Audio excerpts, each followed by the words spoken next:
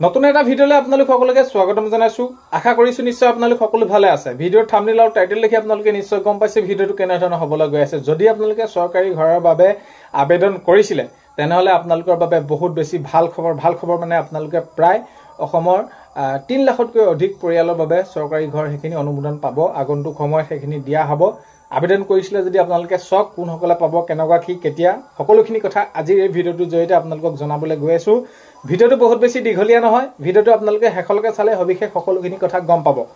তো শেষত ভিডিঅ'টো চাই আপোনালোকে কেনে পালে কমেন্টৰ জৰিয়তে জনোৱাৰ লগতে এইখিনিতে আপোনালোকক এটা অনুৰোধ কৰিম, চেনেলটোলৈ যদি আপোনালোক নতুনকৈ আহিছে চেনেলটো সাবস্ক্ৰাইব কৰাৰ লগতে কাষতে থকা বেল আইকনটো প্ৰেছ কৰি অল কৰি থব, যাতে নতুন এটা ভিডিঅ' দিয়াৰ লগে লগে আপোনালোকে আগতীয়াকৈ চাবলৈ পায়।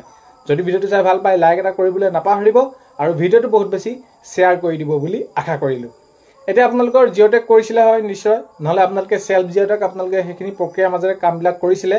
তো এতিয়া আগন্তুক সময়ত মাননীয় মুখ্যমন্ত্ৰী মহোদয়ে হেখিনি জনাইছে যে প্ৰায় 3 লাখতকৈ অধিক পৰিয়ালক তেওঁলোকে হেখিনি প্ৰধানমন্ত্ৰী আৱাস যোজনাৰ আঁচনিৰ অধীনত তেওঁলোকক হেখিনি অন্তৰ্ভুক্ত কৰিবলৈ গৈ আছে। যেহেতু শেষৰ বছৰ ফালে যদি আমি চাওঁ, অসম চৰকাৰে বহুতখিনি যি তেনেদৰে ঘৰ আহিছিলে সকলোখিনি সুকলমে কামবিলাক কৰি হেখিনি পৰ্যায়ক্ৰমে কামবিলাক হৈ আছে। সো সেইভাবে কেন্দ্ৰীয় চৰকাৰৰ পৰা আকৌ অনুমোদন পাইছে আৰু হেখিনি প্ৰায় 3 লাখতকৈ অধিক পৰিয়ালক তেনেদৰে দিবলৈ গৈ আছে। তো ভালে খবৰ। আজি বহুতে সুধি আছিলে যে কোন সকলে পাম, কেনেকুৱা ধৰণৰ তালিকা প্ৰকাশ পালে নেকি, এনেকুৱা ক্ষেত্ৰত হেখিনি আপোনালোকে কমেন্টৰ জৰিয়তে সুধি আছিলে। তো এতিয়া আপোনালোকৰ তালিকা প্ৰকাশ পোৱাৰ ক্ষেত্ৰত বা কোন সকলে পাব এইখিনি চক। আবেদন কৰাটো সকলোৱে বহুতে কৰিছে, জিঅ'টেক কৰিছে, আপোনালোকে পাবলগীয়া লোকসকলে কৰিছে। এতিয়া কথাটো হ'ল কি, চৰকাৰৰ বাজেট থাকে।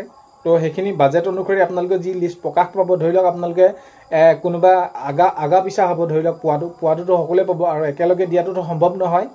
যদি এবাৰ 3 লাখতকৈ অধিক ঘৰ তেনেদৰে দিয়া কথা যুজা চলিছে আৰু হয়তো 3 লাখতকৈ অধিক পৰিয়াল আছে পাবলগীয়া, তো পৰ্যায়ক্ৰমে আপোনালোকে পাই যাব।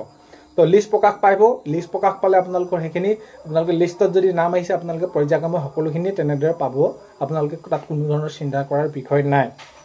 আৰু এইখিনিতে আপোনালোকে চৰকাৰী যদি আপোনালোকে ঘৰ পোৱা নাই বা আবেদন এতিয়া কৰা নাই সেইখিনি আপোনালোকে কৰি ল'ব। কাৰণ কেলে এইখিনি ক্ষেত্ৰত আপোনালোকে এই যি প্ৰধানমন্ত্ৰী আৱাস যোজনা আঁচনিসমূহ তো যেনেদৰে ৰূপায়ণ কৰি গৈ আছে আপোনালোকে দেখিছে, শেহতীয়াকৈ এতিয়া পৰ্যায়ক্ৰমে সকলোকে তেনেদৰে ক্ৰমান্বয়ে দি গৈ আছে। আৰু এইখিনিতে আপোনালোকক এটা অনুৰোধ কৰিম যে আপোনালোকৰ যদি ৰেচন কাৰ্ড নাই, ৰেচন কাৰ্ডখন আপোনালোকে অতি সোনকালে আবেদন কৰি সেইখিনি আপোনালোকে উলিয়াই ল'ব। কাৰণ কেলে ৰেচন কাৰ্ডখন থাকিলে আপোনালোকৰ বাবে বহুতখিনি সুবিধা হয়। সেইখিনি যদি আমি চাওঁ, আপোনালোকে প্ৰধানমন্ত্ৰী আৱাস যোজনাৰ বাবে আবেদন কৰিব পাৰিব। আপোনালোকে গেছৰ ফ্ৰী আপোনালোকে গম পাইছে, ৰন্ধন গেছৰ সেইখিনি ক্ষেত্ৰত আপোনালোকে সুবিধা লাভ কৰিব। অৰুণোদয় আঁচনিৰ ক্ষেত্ৰত আপোনালোকে সুবিধা লাভ কৰিব। আপোনালোকে আয়ুষ্মান ভাৰতৰ ক্ষেত্ৰত আপোনালোকে সুবিধা লাভ কৰিব। যদি আপোনালোকৰ ৰেচন কাৰ্ডখন থাকে আপোনালোকৰ বাবে সকলোখিনিয়ে সুবিধা হয়। কাৰণ কেলে এতিয়া আটাইতকৈ এটা গুৰুত্বপূৰ্ণ নথিপত্ৰ হৈ পৰিছে আপোনালোকৰ ৰেচন কাৰ্ডখন। সো সেইবাবে ৰেচন কাৰ্ড যদি আপোনালোকৰ নাই তেনেহলে অতি সোনকালে আপোনালোকে সেইখিনি আবেদন কৰি যোগাৰ আপোনালোকে কৰি ল'ব। তেতিয়া আপোনালোকে সকলোখিনি সুবিধাৰ পৰা আপোনালোকে সেইখিনি সুবিধা ল'ব পাৰিব। সুবিধাৰ পৰা কেতিয়াও আপোনালোকে বঞ্চিত নহয়।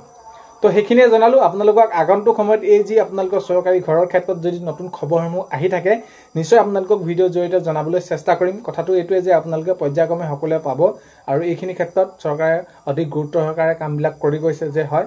বাকী এতিয়াও বহুত পৰিয়াল আছে এনে যে যিসকলে এতিয়াও ঘৰ পোৱা নাই। তো সেইখিনি ক্ষেত্ৰতো সেইখিনি সেয়াই কামবিলাক পৰ্যায়ক্ৰমে চলি থাকিব। সো এইখিনি আছিলে। ভিডিঅ'টো শেষলৈকে চোৱাৰ বাবে আপোনালোকে ধন্যবাদ। আপোনালোকে লিষ্টৰ ক্ষেত্ৰত বা আপোনালোকৰ নতুন খবৰ আহিলে নিশ্চয় জনাম। তো অন্য এটা ভিডিঅ' হয়তো লগ পোৱাৰ আশাৰে আজিলৈ মানে